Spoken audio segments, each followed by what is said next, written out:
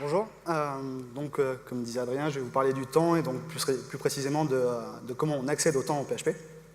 Donc, pour me présenter un peu plus, je m'appelle Baptiste Langlade, je suis développeur chez Opera Energy. C'est une société de courtage en énergie basée à Lyon.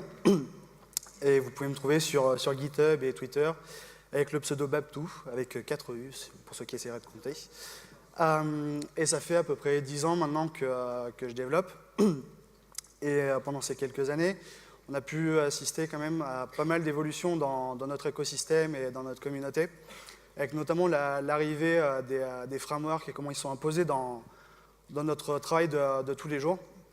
Et au fur et à mesure du temps, ils ont aussi amené avec eux dans nos discussions les design patterns, puisqu'ils sont très friands de ça pour structurer leurs projets en interne.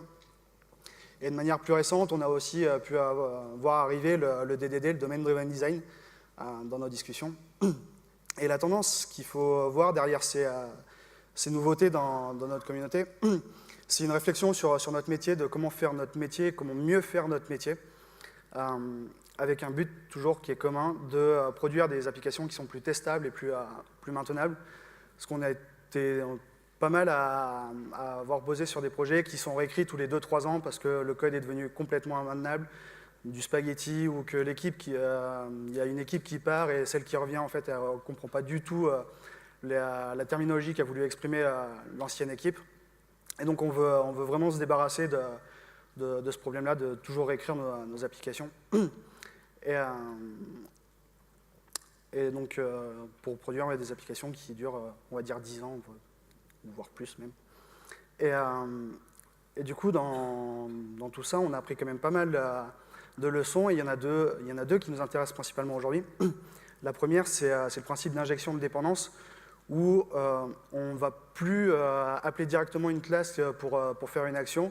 On va demander à ce qu'elle nous soit passée en paramètres, en constructeur ou de notre méthode pour exprimer ce qu'on veut faire. Le but étant d'exprimer clairement la dépendance qu'on a pour exécuter le code que l'on veut. Et d'ailleurs, ça ouvre des avantages aussi pour les tests et tout ça, avec les principes de mock. Et la deuxième leçon, c'est vis-à-vis de l'état global, où l'état global, c'est juste mal, en fait.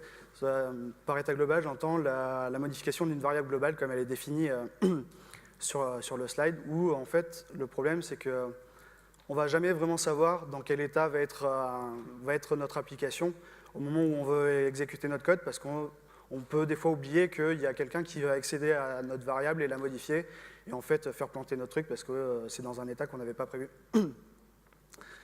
Et malgré ces leçons qu'on a pu apprendre, il arrive encore dans nos applications qu'on a notre suite PHP Unit qui est toute verte, avec plein de tests et tout ça, et du jour au lendemain, elle passe à ce genre de truc.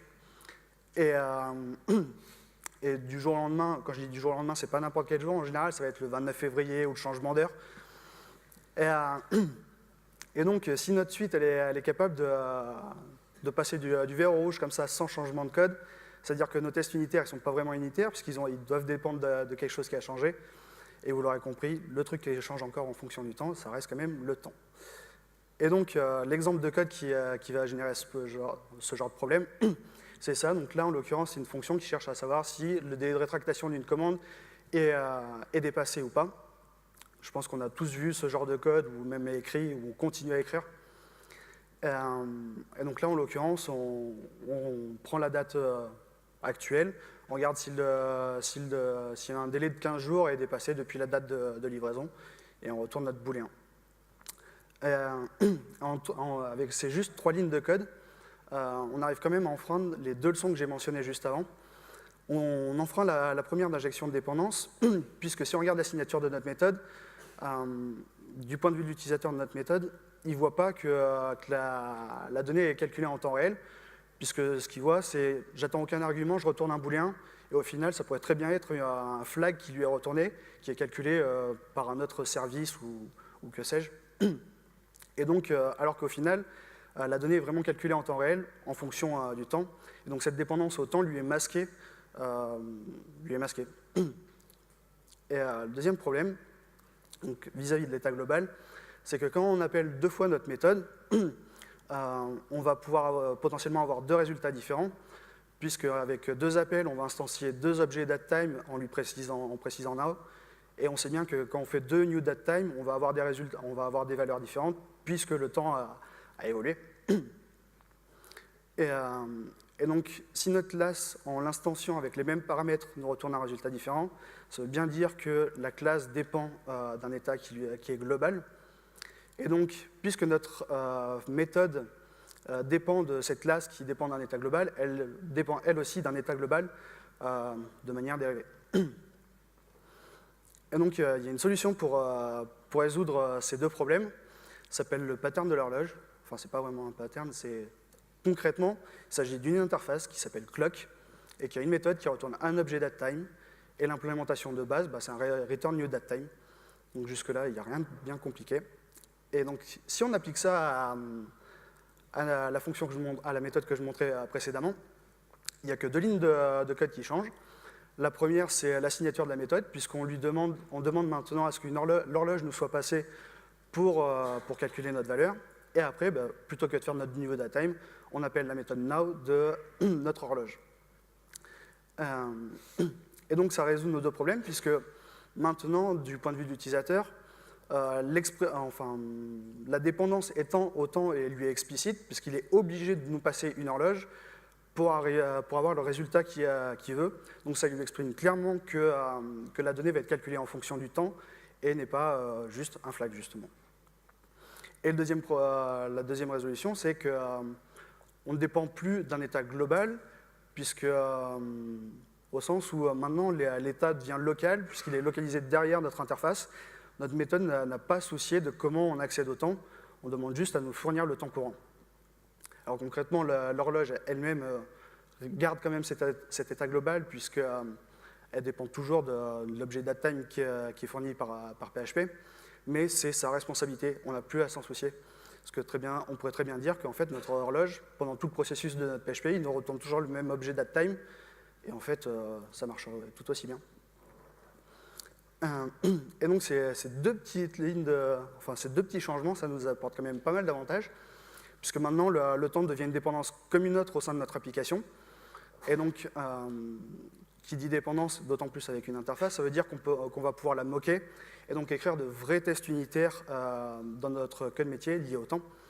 C'est-à-dire que si on prend le cas où vous avez une règle métier qui s'applique juste la semaine et que vous en avez une autre qui s'applique le week-end, là, vous pouvez écrire les deux tests en parallèle et jouer les deux tests en parallèle de manière permanente en disant que en moquant votre horloge pour dire pour le test de la semaine, retourne-moi un jour de la semaine quelconque que vous définissez vous-même. Et pareil pour le week-end, au lieu d'essayer de faire de la bidouille sur l'horloge du système ou avoir des trucs relatifs, et ça devient incompréhensible. Et le dernier point qui pour moi est encore le plus important, c'est puisque le temps, on peut faire croire à notre application que le temps c'est n'importe quand, il y a un cas d'usage qui est, on vous remonte un bug qui a eu lieu il y a une semaine, et le réflexe de base, ça va être de remonter l'application telle qu'elle était au moment où votre utilisateur a eu un bug. Et globalement, le réflexe, c'est se remettre dans la base de données telle qu'elle était à ce moment-là, reprendre le commit qui était déployé à ce moment-là, et essayer de rejouer le scénario pour voir ce qui s'est passé un peu. Mais si votre application est vraiment dépendante au temps, il y a encore ce facteur justement du temps qui n'est pas tel qu'il était au moment du bug. Alors que maintenant, si vous avez une horloge qui est centralisée dans toute votre application, vous pouvez très bien définir à votre application qu'au moment de l'exécution, en fait, c'est pas maintenant, mais c'était il y a une semaine. Et donc, vous pouvez rejouer toute votre application telle qu'elle était il y a vraiment une semaine. Et donc, si on peut aussi définir qu'elle est dans le passé, l'application, on peut aussi lui faire croire qu'elle est dans le futur. Et donc, si vous avez vous développez une application qui va potentiellement avoir un problème dans le futur parce qu'on est une année bissextile, vous pouvez tester à l'avance le scénario qui pourrait se passer justement du passage du 28 au 29 février. Et donc, vous prémunir de problèmes qui pourraient vous arriver en prod avant même qu'ils arrivent. Et donc ça, c'est quand même pas mal.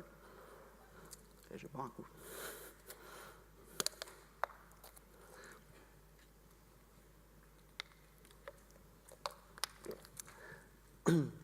Et donc, qui dit que que la dépendance maintenant enfin que le temps est une dépendance comme une autre, veut aussi dire qu'il faut se pencher sur l'interface de cette dépendance. Et par interface, j'entends la sémantique de cette interface. Tout à l'heure, je mentionnais l'arrivée du DDD dans nos discussions. Et avec lui vient le concept d'ubiquitous language, qui consiste à dire que les termes utilisés par les gens de votre métier devraient se retrouver tels quels dans votre code.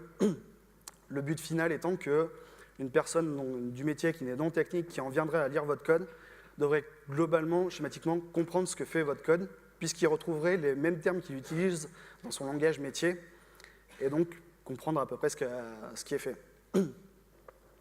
Et il y a une autre discussion qui va et vient de manière régulière dans l'informatique, c'est le principe de code déclaratif et code impératif. Là où le code impératif, c'est de décrire toutes les étapes nécessaires pour arriver au résultat que l'on souhaite, versus un code déclaratif qui dit qu'il vaut mieux écrire un code qui exprime le résultat que l'on souhaite sans vraiment se soucier des étapes pour y arriver. Et donc si on reprend et donc du coup ça va quand même de pair avec l'ubiquitous language puisqu'on veut utiliser des termes qui nous soient parlants. Et donc si on reprend l'exemple de tout à l'heure, de notre méthode, c'était du code impératif puisqu'on part du temps courant, on regarde la différence entre la date courante et notre date de livraison, et on regarde si cet intervalle de temps est supérieur à un intervalle de 15 jours, qui représente notre délai de rétractation. Et donc si on essaie de réfléchir de manière déclarative, ça donnerait plutôt quelque chose comme ça. On part toujours de notre horloge en lui demandant le temps courant, on regarde le temps écoulé depuis la date de livraison, et on regarde si ce temps écoulé est plus long que notre délai de rétractation. Au final, la nuance n'est pas énorme, a priori, mais les termes utilisés sont quelque chose qu'on va utiliser beaucoup plus naturellement dans la vie de tous les jours, vis-à-vis du temps, puisqu'on ne parle plus de différence entre deux dates, on parle de temps écoulé, et on ne parle plus si un intervalle est supérieur à un autre, mais si le temps écoulé est plus long qu'une période que l'on souhaitait. Et le problème, c'est que PHP ne nous permet pas d'écrire du code comme ça. Et j'aurais bien aimé justement pouvoir écrire du code comme ça dans une application sur laquelle j'avais bossé, où justement le temps avait quand même son importance. Mais en fait, à chaque fois qu'on se replongeait sur le code, c'était quoi justement il y avait cette phase de traduction à avoir entre les intervalles qui sont supérieurs, inférieurs et tout ça, par rapport aux termes qu'on pouvait utiliser dans la vie de tous les jours. Du coup, c'est pour ça que je me suis amusé à essayer de voir comment on pouvait changer ça, écrire le code lié au temps de manière différente. Et donc, je me suis amusé à faire ça. J'ai publié ça sur GitHub. Et l'exemple que je montrais juste avant, où j'avais l'approche déclarative, vous pouvez texto l'écrire tel quel avec cette librairie. Du coup, je vous encourage à tester et à voir comment vous pouvez potentiellement mieux décrire ce qui se passe vis-à-vis du temps dans votre application. Et sur ce, j'ai fini.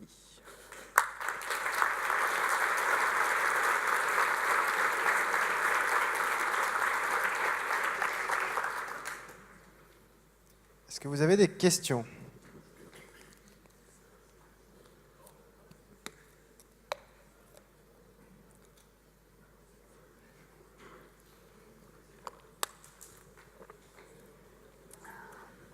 Bonjour. Merci pour le talk.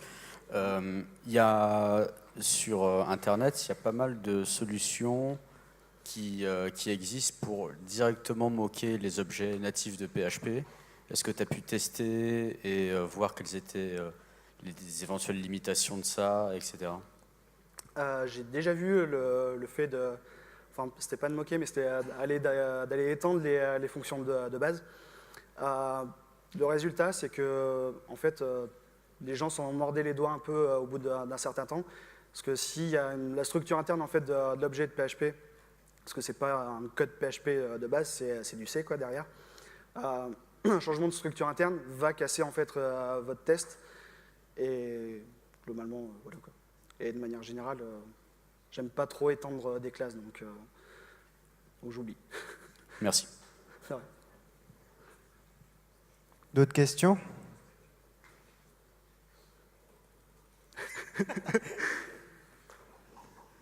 Est-ce que tu as des conseils pour les applications existantes? Parce qu'en gros, imaginons que j'ai fait une application assez large, avec, où j'utilise le temps un peu partout, évidemment. Bien sûr. Et maintenant, je me rends compte que ça me pose problème pour les tests ou pour plein d'autres choses. Est-ce qu'il y a une alternative à juste regarder partout dans le code, essayer de se prendre la tête pendant des semaines à voir si on n'a pas oublié un endroit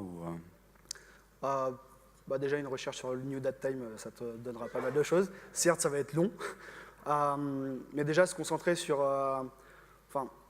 le pattern, il a de l'intérêt si votre application a vraiment une certaine criticité vis-à-vis du temps. Si c'est pour gérer un blog, c'est peut-être overkill, ça je l'avoue.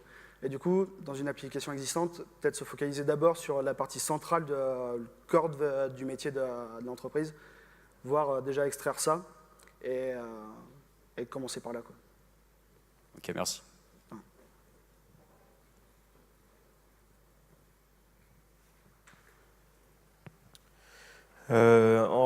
C'est pas une question sur le talk, mais c'est lié. Avec ce pattern, tu pourrais par exemple fixer la date pour l'entièreté de ta requête, de manière à avoir la même date retournée tout le temps, en gros la même instance de date time. Ouais. Est-ce que c'est quelque chose que tu as testé et que tu pourrais recommander ou pas du tout, justement le contraire? Je l'ai rarement vu appliqué. J'ai vu 2-3 exemples de gens qui faisaient des retours d'expérience dessus. Mais au final, ça leur a apporté pas trop de gains. Il y a quelques librairies qui implémentent l'interface telle que je l'ai montré au début et qui font aussi une implémentation justement de frozen clock, ils appellent ça, pour figer le temps, mais c'est en général plus pour les tests unitaires justement. Voilà. D'accord, mais même pas de gains par rapport aux performances notamment quand on a beaucoup de charges, notamment avec les date time qui peuvent être coûteux dans ces cas-là? Non, j'ai pas eu de retour là-dessus, jamais testé. Merci. Non. Bonjour. Je vais faire juste un complément par rapport à la question qui vient d'être posée, si tu me le permets. Pour les tests fonctionnels, ce genre de choses est vraiment très efficace en fait, parce que ça vous permet de fixer le temps à un instant donné et toujours d'exécuter vos tests au même moment, virtuellement, mais au même moment. Et du coup, vos tests deviennent reproductibles indépendamment du temps. Et c'est super pertinent avec un outil comme BIAT. Si derrière vous mettez un outil d'injection de dépendance comme celui de Symfony, c'est très facile à réaliser. Il y a eu un exemple aussi dans une des deux conférences précédentes, enfin les deux premières conférences d'aujourd'hui, où ils utilisent ce mécanisme-là. Et dans le cadre des tests, même au-delà des tests unitaires, c'est super intéressant de faire ce genre de choses. Et là où je mets un bémol par rapport à ce que tu as dit, alors sur une application legacy, je suis d'accord, il ne faut peut-être pas forcer le pattern systématiquement, mais par contre, dans quelque chose sur lequel vous partez de scratch, ne serait-ce que pour faire du log, vous aurez besoin d'une horloge. Et vous aurez besoin de tester que vos logs se comportent correctement. Donc prévoyez ça dès le départ. Ça vous évitera bien des soucis à un moment ou à un autre si vous êtes dans une démarche de qualité.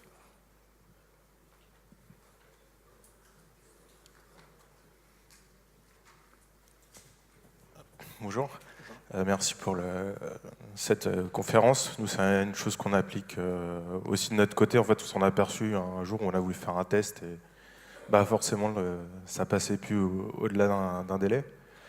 Moi, je travaille chez Deezer. En fait, le temps est très important parce qu'il y a des notions de droit avec un début, une date de début, une date de fin. Et il y a des cas, on veut tester, tiens, est-ce que ça va bien se comporter à partir de telle date? Et on est passé là-dessus. Donc c'est très important pour les tests quand le temps a une réelle importance. Et je voudrais compléter aussi, parfois c'est sur des scripts. Un script, ça peut durer énormément de temps, mais on peut dire, voilà, on veut toujours la même date pour tout ce qui a été inséré. Du coup, le fait d'avoir un frozen clock, entre guillemets, ça peut être intéressant aussi dans ce cas-là, dans le cas de script, ou même dans le cas d'une exécution de page, tout ce qui se passe sur la page, on veut que ce soit vraiment figé sur ce temps. Ça peut être intéressant d'avoir les deux. Et avec un système d'injection de dépendance, c'est vraiment efficace. Ouais. Après, c'est comme toujours, ça dépend de votre contexte. Hein. Voilà. Merci, c'était la dernière question. Voilà. Voilà, question.